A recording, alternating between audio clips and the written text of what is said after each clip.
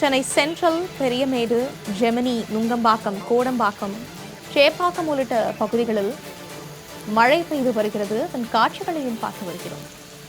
எழும்பூர், தேனாம்பேட்டை, அண்ணா சாலை உள்ளிட்ட பகுதிகளிலும் பரவலாக மழை பெய்து வருகிறது. இதை பற்றின மேலும் விவரங்களை எமது செய்தியாளர் முருகவேல் வழங்க கேட்கலாம். முருகவேல், வணக்கம். விவரங்கள். வணக்கம் தீபிகா.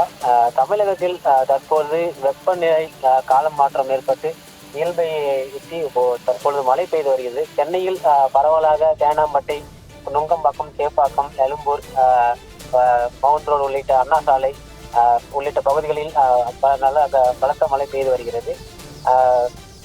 எந்த ஆண்டும் இல்லாமல் இந்த ஆண்டு வெப்பமானது அதிகமாகவே காணப்பட்டது. நிறைய மாநிலங்களில் சென்னை உட்பட நிறைய மாநிலங்களில் சதமடித்தும் காணப்பட்டது.